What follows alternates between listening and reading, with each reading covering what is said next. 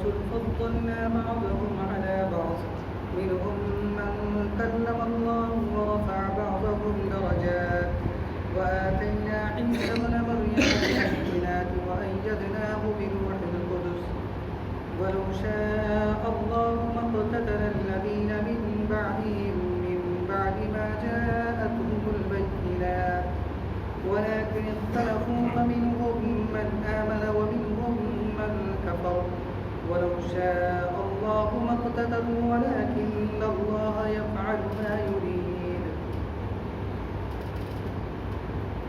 ترجمہ: یہ حضرات مرسلین ایسے ہیں، یعنی یہ حضرات پیغمبر، یہ حضرات مرسلین ایسے ہیں کہ ہم نے ان میں سے بعضوں کو بعضوں پر فوقیت دی ہے.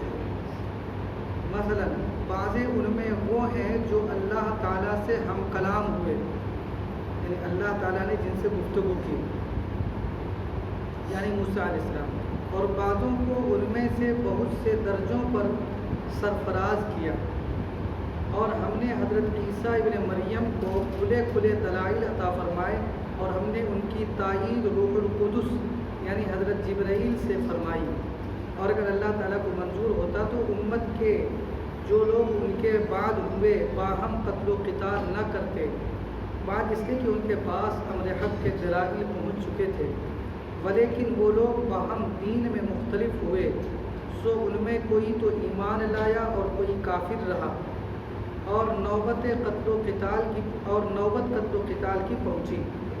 اور اگر اللہ تعالیٰ کو منظور ہوتا تو وہ لوگ باہم قتل و قتال نہ کرتے، لیکن اللہ تعالیٰ جو چاہتے ہیں کرتے ہیں. یہ سورہ بقرہ کی آیت نمبر 253 ہے، جو کہ تلک الرسل یعنی تیسرے پارے کی ابتدا بھی ہے. آپ حضرات نے ترجمہ سنا، ترجمہ سے واضح ہوتا ہے اللہ تعالیٰ فرماتے ہیں کہ ہم نے بعض پیغمبروں کو بعض پر فوقیت دی ہے، بعض کا درجہ بعض سے بڑھایا ہے. پھر آگے فرماتے ہیں کہ ان میں سے بعض وہ ہیں جن سے اللہ تبارک و تعالیٰ نے گفتگو کی. یوں تو تمام انبیاء علیہم الصلاۃ والتسلیم سے اللہ تبارک و تعالیٰ کی بات ہوتی ہے، لیکن فرشتوں کے واسطے سے، حضرت جبرائیل امین کے واسطے سے. حضرت جبرائیل امین اللہ کی جانب سے پیغام لاتے ہیں کہ بھائی لے کر فلاں بات میرے نبی سے یہ بات کہہ دیجئے. پھر نبی کوئی درخواست کرتا ہے تو ڈائریکٹ بھی اللہ تعالیٰ سن لیتے ہیں. تو اللہ تبارک و تعالیٰ جو گفتگو ہوتی ہے عام پیغمبروں سے وہ فرشتے کے واسطے سے، لیکن حضرت موسیٰ علیہ السلام سے جو کوہ طور پر گفتگو ہوئی ہے وہ بغیر کسی واسطے کے گفتگو ہوئی ہے. پھر آگے حضرت عیسیٰ علیہ السلام کے بارے میں فرمایا اور ہم نے حضرت عیسیٰ ابن مریم کو کھلے کھلے دلائل عطا فرمائے. کھلے کھلے دلائل یعنی معجزات. معجزات یہ دلائل ہوتے ہیں نبی کی نبوت پر، نبی کی حقانیت پر. جب وہ اللہ کا نام لے کر ان کے ہاتھ پر کوئی ایسا واقعہ رونما ہوتا ہے جو کہ عام انسانوں کی یا بلکہ کسی بھی انسان کے بس سے باہر کی چیز ہوتی ہے، تو پھر وہ جو بات کہہ رہے ہوتے ہیں وہ بات سچی سمجھی جاتی ہے. مثال کے طور پر قوم کہتی ہے کہ آپ یہ کر دیجئے اگر اللہ کے نبی ہیں، تو پھر اللہ کا نام لے کر وہ کام کر دیتے ہیں نبی، تو گویا کہ ان کی نبوت پر یہ دلیل ہو جاتی ہے. اسی وجہ سے معجزات کو بینات یعنی واضح دلائل کہا گیا ہے. اور حضرت عیسیٰ علیہ السلام کو بہت سارے دلائل دیے گئے. خود آگے جو سورہ آل عمران آ رہی ہے اس میں تفصیل کے ساتھ اس پر گفتگو ہوگی، اور اس میں اللہ تعالیٰ نے بیان فرمایا. ایک یہ بیان فرمایا کہ میں حضرت عیسیٰ علیہ السلام کہتے ہیں کہ میں پرندے کی شکل مٹی سے بناتا ہوں اور اس میں پھونک دیتا ہوں تو اللہ کے حکم سے وہ پھر اڑ جاتا ہے، یعنی اس کے اندر جان پیدا ہو جاتی ہے. یہ اللہ تبارک و تعالیٰ نے معجزہ عطا فرمایا تھا. وَأُبْرِئُ الْأَكْمَحَ وَالْأَبْرَصَ وَأُحْيِي الْمَوْتَىٰ بِإِذْنِ اللَّهِ، کہ میں کوڑ کے مریض کو اور جو اندھا ہے نابینا ہے اس پر جب ہاتھ پھیر دیتا ہوں تو پھر وہ بھی شفا یاب ہو جاتا ہے۔ یہ اللہ تبارک و تعالیٰ نے حضرت عیسیٰ علیہ السلام کو کھلا ہوا معجزہ عنایت فرمایا تھا۔ تو یہ خصوصیت بیان فرمائی حضرت عیسیٰ اور حضرت موسیٰ علیہ السلام کی۔ اس آیت سے پتہ چلتا ہے کہ بعض نبیوں کو بعض پر فضیلت اللہ تبارک و تعالیٰ نے بخشی ہے۔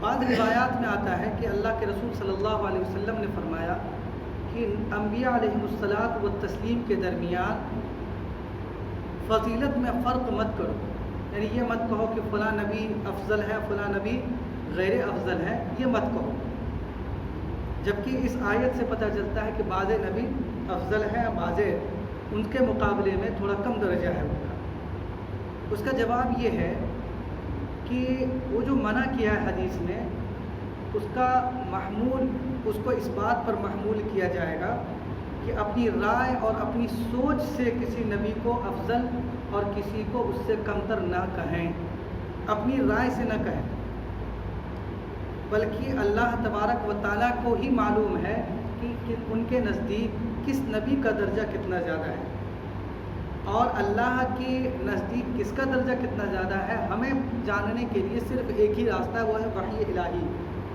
وحی۔ لہذا یہ نکلا کہ اگر کتاب و سنت میں کہیں پر کسی نبی کی فوقیت اور فضیلت بیان کی گئی ہے تو ایسی صورت میں ہمارا اللہ کی خبر دینے کی وجہ سے ہمارا اعتقاد ہوگا کہ وہ نبی ان سے افضل ہیں، اللہ کی خبر دینے کی وجہ سے، لیکن خود اپنی رائے اور اپنی عقل سے کسی نبی کو فضیلت اور برتری دوسرے نبی پر نہیں دے سکتے ہیں۔ یہ ہے اس آیت میں، اور یہ جو اس آیت میں اور جو اللہ تبارک و تعالیٰ اللہ کے رسول صلی اللہ علیہ وسلم کی حدیث ہے ان کے درمیان گویا کہ ایک تطبیق کی شکل ہے۔ اس کا مفہوم یہ ہے کہ اپنی رائے سے مت کہو، اور اس کا مفہوم یہ ہے کہ اللہ تبارک و تعالیٰ کو معلوم ہے، اللہ تبارک و تعالیٰ نے بعضوں کو بعضوں پر فضیلت دی ہے، لہذا جس کو فضیلت دی ہے قرآن سے یا احادیث رسول سے پتہ چلا ہے تو ہم اس کو برتر سمجھیں گے۔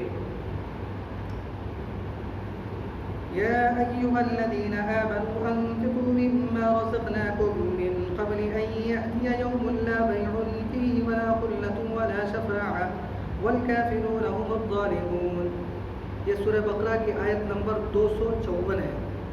ترجمہ ہے، اے ایمان والو خرچ کرو ان چیزوں میں سے جو ہم نے تم کو دی ہیں، قبل اس کے کہ وہ دن یعنی قیامت کا دن آ جائے جس میں نہ تو خرید و فروخت ہوگی اور نہ دوستی ہوگی اور نہ بغیر اجازت کے کوئی سفارش ہوگی، اور کافر لوگ ہی ظلم کرتے ہیں۔ یہ قیامت سے پہلے ہی اللہ تبارک و تعالیٰ نے بہت ہی واضح انداز میں نیک کام میں صرف کرنے کے بارے میں حکم دیا ہے۔ اس دن سے پہلے ہی خرچ کر ڈالو، نیک کام جو بھی کرنا ہے اس دن سے پہلے کر لو جس دن کی نیکی نہیں ملے گی، نہ تو وہاں کوئی خرید و فروخت ہوگی کہ خرید سکتے ہیں نیکی کو، ولا خلہ، اور نہ کوئی دوستی یاری کام دے گی کہ کسی دوست سے ایسے ہی مانگ لیں اور وہ دان کر دے کوئی نیکی، یہ بھی نہیں ہو سکتا، کیونکہ اس روز تو ایک دوسرے سے بھاگیں گے لوگ، رشتہ دار ایک دوسرے سے، ماں باپ بھائی بہن، یہ سب کے سب بھاگیں گے۔ قرآن کی دوسری آیات سے پتہ چلتا ہے کہ ہم سے یہ کوئی نیکی نہ مانگ لیں، تو اس دن کوئی دوستی کوئی تعلق بھی کام نہیں آئے گا کہ ہم کو دوستی کے ناطے کچھ مل جائے، اور تیسرا اسی طریقے سے اس دن کوئی سفارش بھی کام نہ آئے گی بغیر اجازت کے، سفارش بھی کام آئے گی تو وہ اللہ کی اجازت سے، اللہ کو منظور ہوگا تو ہی سفارش کام آئے گی۔ خلاصہ یہی ہے کہ جو عمل کرنا ہے آج کے دن کر لو، اس دن تو کوئی بھی عمل اگر نہیں کیا ہے تو کہیں سے بھی خیر اور نیکی تمہیں ملے گی نہیں، نہ اس دن کوئی خرید و فروخت نیکی کی ہوگی کہ کچھ بدلے میں دے کر نیکی حاصل کر لو، نہ ہی کوئی دوستی اور کوئی تعلق کام آئے گا کہ دوستی کی بنیاد پر کوئی نیکی مل جائے، اور نہ ہی کوئی بڑا آدمی ہے کسی سے بڑے سے تعلق ہے تو وہ سفارش کریں گے، ہاں اللہ کو جس کے بارے میں مرضی ہوگی وہ سفارش کریں گے۔ اللہ لا الہ الا هو الحی القیوم لا تأخذه سنة ولا نوم له ما في السماوات وما في الأرض من ذا الذي يشفع عنده إلا بإذنه يعلم ما بين أيديهم وما خلفهم ولا يحيطون بشيء من علمه إلا بما شاء وسع كرسيه السماوات والأرض ولا يؤوده حفظهما وهو العلي العظيم. یہ ہم سب لوگ جانتے ہیں کہ یہ آیت الکرسی ہے. یہ آیت بہت ہی عظیم آیت ہے، قرآن کریم کی بہت ہی عظیم ترین آیت ہے. ایک حدیث میں اللہ کے رسول صلی اللہ علیہ وسلم نے فرمایا کہ یہ قرآن کی عظیم ترین آیت ہے، اور ایک دوسری روایت میں ہے کہ اللہ کے رسول صلی اللہ علیہ وسلم نے حضرت ابی بن کعب رضی اللہ تعالیٰ عنہ سے پوچھا کہ بتاؤ کہ قرآن میں سب سے عظیم آیت کون سی ہے. یہ حضرت ابی بن کعب وہ صحابی رسول ہیں کہ اللہ تبارک و تعالی اللہ کے رسول صلی اللہ علیہ وسلم کے زمانے میں بھی یہ حافظ شمار کیے جاتے تھے، اور ان کے حفظ پر اتنا اعتماد تھا کہ ایک مرتبہ اللہ کے رسول صلی اللہ علیہ وسلم سے ایک آیت چھوٹ گئی تو انہوں نے لقمہ دیا تھا. وہ اللہ کی مرضی ہوتی ہے چھڑانا، کیونکہ آئندہ چل کر اور بھی تو امام ہوں گے نا. اگر اللہ کے رسول سے یہ والی چوک نہیں ہوئی رہے گی تو پتہ چلا امام اگر غلطی کیا تو سب لوگ کہیں نماز ہی نہیں ہوئی. تو وہ ساری باتیں اللہ کی مشیت میں ہوتی ہیں. تو انہوں نے لقمہ دیا. سلام کرنے کے بعد اللہ کے رسول نے فرمایا کس نے بتلایا؟ صحابہ اکرام نے کہا کہ یہ ابی بن کعب نے بتلایا ہے. تو اللہ کے رسول نے فرمایا کہ مجھے بھی یہی امید تھی کہ یہی بتلا سکتے ہیں، اتنا اعتماد تھا. اور ایک حدیث میں ہے کہ اللہ کے رسول نے ان سے ابی بن کعب سے فرمایا کہ مجھے اللہ نے حکم دیا ہے کہ میں تمہیں قرآن سناؤں. یعنی بہت ہی قرآن سے بہت لگاؤ تھا ان کو، بلکہ روایت میں آتا ہے کہ چند دو چار دن میں ہی ایک کلام پاک تہجد وغیرہ میں ختم کر لیا کرتے تھے. تو ان کی امت کے بڑے بڑے قاری شمار ہوتے ہیں یہ. اللہ کے رسول صلی اللہ علیہ وسلم نے ان سے پوچھا کہ بتاؤ قرآن میں سب سے عظیم آیت کون سی ہے؟ تو پہلے تو شرم آئے کہ کیونکہ اللہ کے رسول کا یہ والا جو انداز ہے کہ کبھی کبھی پوچھ کر خود ہی بتلاتے ہیں. تو انہوں نے کہہ دیا کہ اللہ اور اس کے رسول بہتر جانتے ہیں. لیکن اللہ کے رسول کو شاید یہ بھنک لگی ہوگی کہ ان کو پتہ ہوگا، امتحان گویا کہ. تو پھر دو تین مرتبہ پوچھنے کے بعد حضرت ابی بن کعب رضی اللہ تعالیٰ عنہ نے فرمایا کہ وہ آیت الکرسی ہے. اللہ کے رسول نے فرمایا کہ ابی بن کعب تمہیں تمہارا علم مبارک ہو، یعنی صحیح ہے. تو یہ بہت ہی عظیم الشان آیت ہے. ایک دوسری حدیث میں حضرت ابو ذر غفاری رضی اللہ تعالیٰ عنہ سے روایت ہے کہ یہ سورہ بقرہ کی ایک آیت ہے جو تمام آیتوں کی سردار ہے، سیدہ سردار ہے. اگر کسی گھر میں وہ آیت پڑھی جاتی ہے تو اس گھر سے شیطان نکل جاتا ہے. ایک دوسری روایت میں ہے اللہ کے رسول نے فرمایا کہ جو شخص فرض نماز کے بعد، اس کو معمول بنانا چاہیے، فرض نماز کے بعد اس آیت الکرسی کو پڑھے گا تو اس کے جنت میں داخلے، اس کے اور جنت میں داخلے کے درمیان صرف موت حائل ہے، یعنی مرنے کے بعد فوراً جنت میں یہ جائے گا. اس لیے اس کا معمول بنانا چاہیے. مشکل سے آدھا منٹ بھی نہیں لگتا ہے اگر جس کو یاد ہے زبانی تو اس کو معمول بنا لے کہ آدمی فرض نماز کے بعد اس کو پڑھ لے آیت الکرسی کو. اگر کسی کو یاد نہیں ہے تو وہ دھیرے دھیرے کر کے اس کو یاد بھی کر سکتا ہے. یاد کرنے کا بھی ثواب ہے، قرآن کی آیت کو یاد کرنے کا بھی بڑا ثواب ہے. بہرحال یہ آیت الکرسی ہے. اس میں اللہ تبارک و تعالیٰ نے اجمالی طور پر یہ ہے، اس کا مضمون یہ ہے، اللہ تبارک و تعالیٰ نے اپنے اوصاف کو بیان فرمایا، چند اوصاف کو. اللہ تبارک و تعالیٰ زندہ ہے، ہمیشہ سے ہے زندہ اور ہمیشہ زندہ رہے گا. تمام انتظام، تمام کائنات کے نظام کو سنبھالنے والا ہے، سسٹم کو سنبھالنے والا ہے. اللہ تبارک و تعالیٰ کی ملکیت تمام ساری زمین اور سارا آسمان ہے. اسی طریقے سے اس کی جو عظمت ہے بہت ہی بڑھی ہوئی ہے، اور اس کے سامنے کسی کی کچھ نہیں چلتی ہے. یہاں تک کہ سفارش بھی اس کی اجازت کے بغیر اس کے سامنے کوئی نہیں کر سکے گا. اور اتنا عظیم علم ہے کہ اس کے علم میں سے کسی انسان کو کوئی حصہ نہیں ملتا سوائے اتنے ہی جتنا کہ اللہ تبارک و تعالیٰ چاہتے ہیں. اور وہ اتنے عظیم قدرت والا ہے کہ اتنا عظیم نظام سنبھالنے کے باوجود اسے کبھی تھکان نہیں ہوتا، اسے کبھی نیند نہیں آتی، اسے کبھی اونگ نہیں آتا۔ یہ مضمون جو ہے خلاصہ ہے آیت الکرسی کا۔ اللہ تعالیٰ سب سے پہلا جملہ ہے اللہ لا الہ الا ہو، اللہ کے علاوہ کوئی عبادت کے لائق نہیں۔ الحی القیوم، حی کے معنی ہے زندہ، ایسا زندہ کہ جس پر کبھی موت نہیں طاری ہو سکتی۔ حی لا یموت ابدا ابدا، کبھی موت طاری ہوئی ہی نہیں ہے اور ہمیشہ وہ زندہ ہی رہے گا، کبھی موت نہیں آ سکتی۔ حی کا مطلب یہاں پر یہ ہے، اور القیوم کا مطلب ہے کہ خود قائم رہ کر دوسروں کو سنبھالنے والا، خود قائم ہے، وہ قائم بالذات ہے، وہ خود اپنے قیام میں کسی اور کا محتاج نہیں ہے، اور ساری کائنات کے سنبھلنے میں اور چلنے میں اسی کی محتاج ہے۔ یہ ہے قیوم کے معنی۔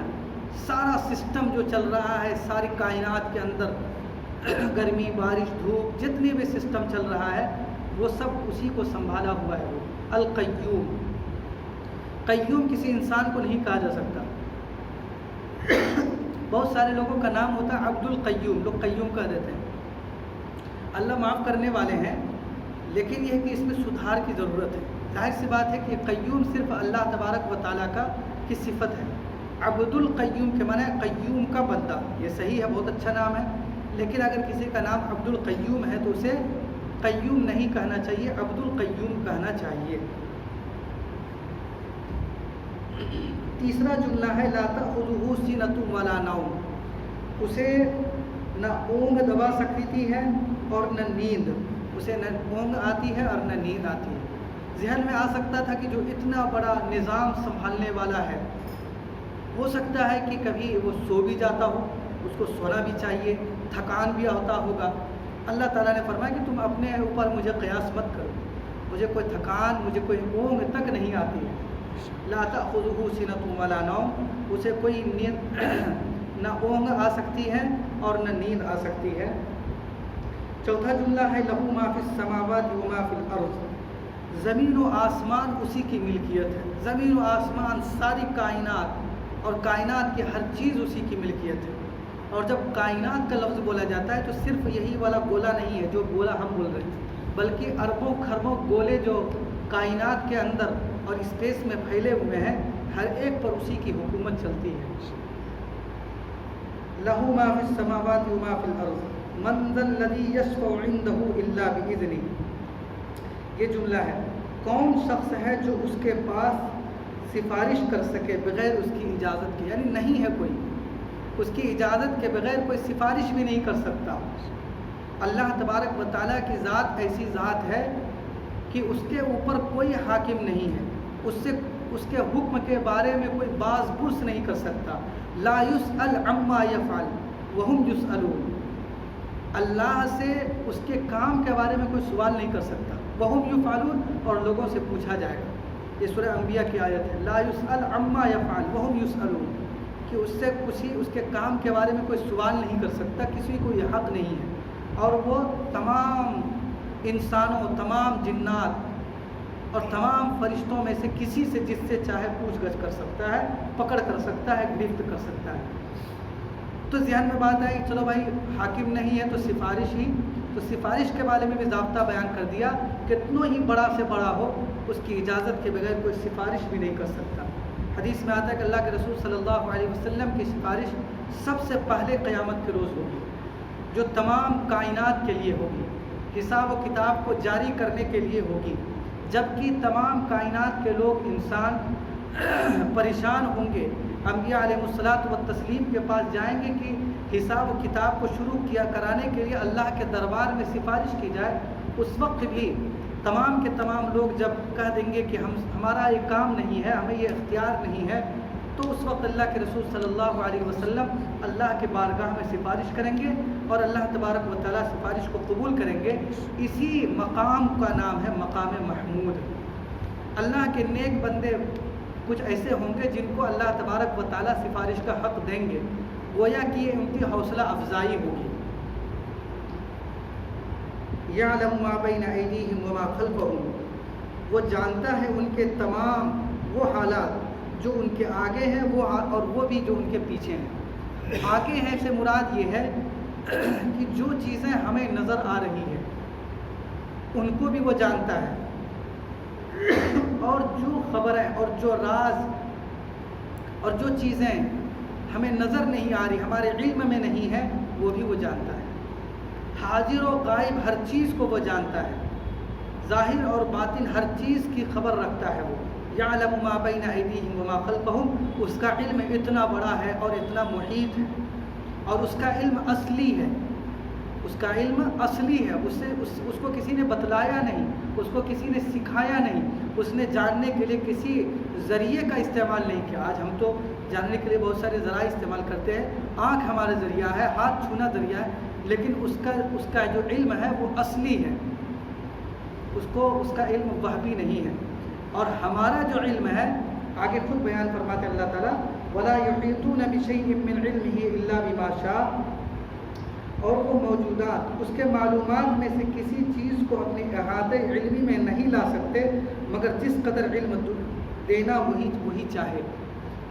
یعنی اس کا اتنا عظیم علم ہے کہ اس کے علم کا کوئی حصہ اگر کسی کو کوئی چاہے لینا تو نہیں لے سکتا، ہاں جتنا اللہ دینا چاہے اس کو اتنا مل سکتا ہے۔ تو یہ ہمارا علم ہے جو بہت ہی ناقص ہے، یعنی اللہ کے علم کا کوئی مقابلہ ہی نہیں ہمارے علم سے، تھوڑا موڑا علم دیا گیا ہے۔ وما اوتیتم من العلم الا قلیلا، اللہ تبارک و تعالیٰ نے روح کی حقیقت کو بیان کرنے کے بعد فرمایا سورہ بنی اسرائیل میں وما اوتیتم من العلم الا قلیلا، کہ تمہیں تو بہت تھوڑا سا علم دیا گیا ہے، تو بہت تھوڑا سا علم دیا گیا ہے۔ اللہ کا علم ہے اصل، ہمیں تھوڑی بہت اللہ تبارک و تعالیٰ نے دے دی ہے، بھائی اس کو ذمہ داری دی گئی ہے، اس سے باز پرس ہوگی تو اس کو علم دیا بہت تھوڑا، لیکن اللہ کے علم کا مقابلہ کسی کے علم سے نہیں کیا جا سکتا۔ وسع کرسیہ السماوات والارض، اس کی کرسی نے سب زمینوں اور آسمانوں کو اپنے اندر لے رکھا ہے۔ اس کی کرسی کیسی ہے یہ کہیں نہیں بیان کیا، جو کرسی ہم بیٹھتے ہیں ویسی ہے، کیسی ہے اللہ تعالیٰ اس پر کیسے متمکن ہوتے ہیں، یہ سب جو ہے چیزیں ایسی ہیں جس میں ہمیں عقلی گھوڑا دوڑانے سے منع کیا گیا ہے۔ اللہ تبارک و تعالیٰ مکان سے زمان سے پاک ہے، اس کو کوئی زمان کوئی مکان کوئی گھیر نہیں سکتا، اس کو کوئی چیز احاطہ نہیں کر سکتی، اس کا گراؤنڈ بنا کر اس کو کسی چیز میں قید نہیں کیا جا سکتا۔ بس اتنا ہے کہ اس کی جو کرسی ہے وہ حدیث میں بھی آتا ہے اور یہاں بھی ہے کہ زمین و آسمان کو محیط ہے۔ وسیع کرسیہ السماوات والارض، زمین و آسمان کو اپنے اندر لے رکھی ہے، اتنی بڑی اس کی کرسی ہے۔ بلکہ ایک روایت میں حضرت ابو ذر غفاری رضی اللہ تعالیٰ عنہ فرماتے ہیں کہ اللہ کے رسول سے دریافت کیا گیا یا رسول اللہ، اللہ کے عرش اور اللہ کی کرسی کتنی بڑی ہے یا کیا چیز ہے؟ تو اللہ کے رسول نے فرمایا کہ اتنی بڑی ہے کہ یہ زمین و آسمان اس عرش و کرسی کے سامنے ایسی ہی ہے جیسا کہ کسی بڑے میدان میں انگوٹھی رکھ دیا جائے تو انگوٹھی کا جو حلقہ ہے جس میں نگینہ لگا رہتا ہے، اس کی جو نسبت ہے کہ بڑے میدان میں اس انگوٹھی کے حلقے کتنے چھوٹا ہے، وہی مقدار ہے اللہ کے عرش و کرسی کے سامنے ہمارے زمین و آسمان کی۔ بس اتنا حدیث میں ہے، اتنا قرآن میں ہے، ہم اسی پر یقین رکھتے ہیں۔ باقی وہ اس پر کیسے بیٹھتا ہے، کیا کرتا ہے، وہ سب کی کہیں پر نہ ہم کو اجازت ملی ہے۔ اس سلسلے میں شریعت کا حکم یہی ہے کہ اللہ کے علم کے حوالے کر دیا جائے، اور کچھ چیزیں وہ ہیں جو کل قیامت کے روز ہم سب کے سامنے آئیں گی۔ وَلَا يَئُودُهُ حِفْظُهُمَا وَهُوَ الْعَلِيُّ الْعَظِيمُ۔ اب اتنا کسی کے ذہن میں آ گیا جو اتنا بڑا نظام سنبھالے ہوا ہے وہ کبھی تھک بھی تو سکتا ہے، اس کی حفاظت میں چوک بھی ہو سکتی ہے۔ اللہ تعالیٰ فرماتے ہیں اور اللہ کو ان دونوں کی حفاظت کچھ گرا نہیں گزرتی، یعنی کوئی بھاری کام نہیں ہے اللہ کے لیے، وہ تو اس سے بڑا کام بھی بہت آسانی کے ساتھ انجام دے لیتا ہے، اس کے لیے کچھ بھی مشکل نہیں، اس کے لیے پہلی مرتبہ پیدا کرنا مشکل نہیں ہے تو اور کیا کر سکتے ہیں۔ وَهُوَ الْعَلِيُّ الْعَظِيمُ، اور وہ عالی شان اور عظیم الشان ہے۔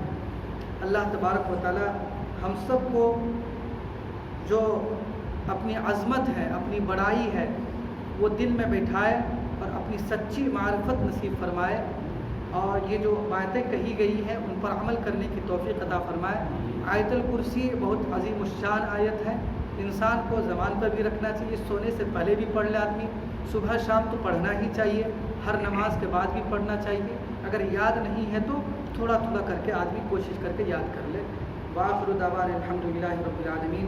سبحان اللہ وبحمدہ، سبحانک اللہم وبحمدک، نشہد ان لا الہ الا انت، نستغفرک ونتوب الیک۔ سبحان ربک رب العزة عما یصفون، وسلام علی المرسلین، والحمد للہ رب العالمین۔